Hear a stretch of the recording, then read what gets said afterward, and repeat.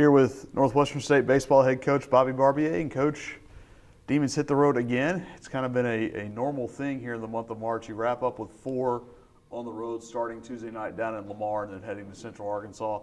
A tough weekend at home, three tough games against Corpus Christi. You just recap those if you would, and some memorable moments from this weekend, certainly. Yeah, I thought Corpus played great. I thought they pitched well. I defended the field well, and they gave good at bats. I mean, of all the teams we played up to this point, I mean, consistently 1 through 9, their lineup, giving good at bats, fighting with 2 strikes, all the things we preached to our guys. I thought they did a really good job of it. Sometimes you got to tip your hat to the other guys. You know, they had a tough weekend, opening weekend, and came back like they meant something. And you know, we have to just match those things. You know, when other teams play that well, like we said before, the margin for victory is small. And, you know, we even saw on Saturday, we saw our team compete and fight to get back in. I thought we did the same thing on Sunday. We just didn't pitch it very well.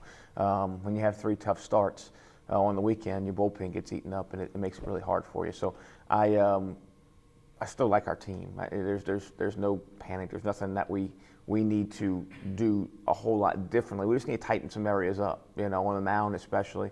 I really like how the offense is coming along. They have continued to get better throughout the year. So I'm excited to see where they go from there. But I do think on the mound, we need to tighten a few things up as we prepare for the rest of the conference. Well, as we head into what's going to be a little bit of a different week, obviously. It's Easter weekend, great weekend coming up, but that also means a Thursday, Friday, Saturday start. But before you get there, you head to Lamar. You don't play them on the weekend. You played them a couple of times last year in midweek, so you're going to do it 3 times this year. How did that come about between you and Coach Davis? Oh, it just makes sense. I mean, it's they're a few hours down the road. You know, it's scheduling midweek games is not an easy thing. It's not easy for a whole lot of teams to get in here. So we talked about it that last year and this year we were still going to play each other, just doing a midweek. We originally were going to go a double midweek with one of these, but then decided to make it 3 separate ones. So it's a great place to play. You know, I know we always enjoy going down there, and we get a lot of kids from that, you know, that South Texas area too. So it'd be nice to see their parents come out and see them. You'll see a team. You talked about Texas A&M, Corpus Christi battling throughout your at-bats. Numbers-wise, it looks like Lamar does the same thing on the mound as opposed to really at the plate. It's a tough year for them offensively, but they seem to pitch it pretty well. Yeah, and I haven't gotten too far deep into it yet, but I think they play a lot of young guys, you know, and typically that's what happens. And a lot of times those guys grow up as the season goes along, kind of like we did last year a little bit. You know, when we played 6 freshmen at times last year. So I don't put too much stock into the numbers. It looks like they're pitching it pretty well. Again, I got to kind of dig further deep in to know if that's on a weekend, a midweek, or what. So it's just another opportunity to compete. You know, that's what it is. Another opportunity to get out there and compete against somebody with a different color jersey. And there are some guys you've seen before. Robin Adamas seems like he's been there a few years, kind of like I'm sure people are saying about David Fry. That's right. Yeah, there's some guys that seem like they never get out the league, and those 2 are one of them, or 2 of them. And now you turn your attention to Central Arkansas. And I think one of the bigger challenges, and it maybe even exacerbated a little more by what happened at Nebraska, when you give guys extra rest as far as pitchers. This time they'll have to come back a day earlier. You've been a pitching coach now for 3 of the past 4 seasons. Do you change anything you do for those guys going into this week?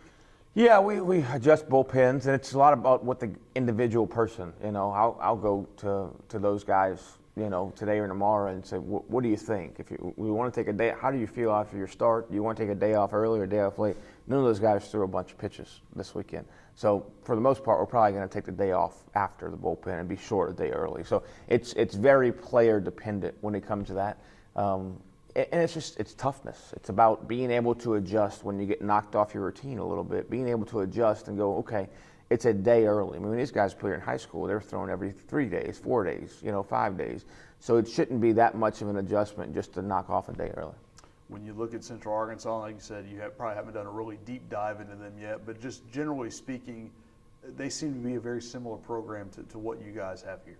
Yeah, they always got a really good arm on Friday night. I think they got a few good arms this year. And they just play the game the right way. They play well. You know, you can count when you go play those guys that he's going to have them playing the game the right way.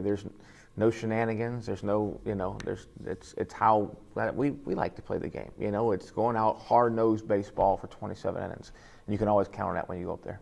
And we'll talk about David now for a minute. He tied the school doubles record by Brandon Morgan on Sunday. He's starting to get the power stroke going again. When you look at that, when you look at his career, you ended your career with your name in quite a few top 10 lists. What does that say about David the player? And when you look back kind of at your career, and maybe not compare it head to head, but when you do get to leave here with your name pretty much throughout the record book, what does that mean? Well, actually, I got an email from Brandon Morgan yesterday telling me not to play Dave the rest of the year. So he's not gonna. True story too, but he's not gonna get that one. But he's done really well, and he's gotten better. He's gotten better each year, which has been, it's hard to do. And the reason it's hard to do because, like we said about like Dave and Adamas and those guys, the pitching coaches see you every year. So you have to make adjustments. That's one thing that when I played, you want to compare a little bit. When I played, I had a rough senior year. I was much better in my sophomore and junior year because I had a hole in my swing. So those guys that can do it for 4 years, they don't have many holes, and Dave's one of those guys, and he's gotten better. He's done a much better job of understanding the strike zone and staying in good counts. I think that's the difference from last year and the year before, even though he had great years, which is why this year is off the charts, is because he's doing a really good job of staying in good counts and not leaving a strike zone, even when the guys are pitching around him a bunch, which can be tough on a hitter. When you know that they got you circled, it can make it tough. So as far as the record books go, it's nice. It's fun to show your grandkids and your kids. I guess my daughter, I'll be out of there before my daughter can read it. But it's nice, and it's good that it just shows buy-in to the program, and it shows getting better over time to things that we preach all the time, and he's a poster boy for it. All right, thanks, Coach. Thank you.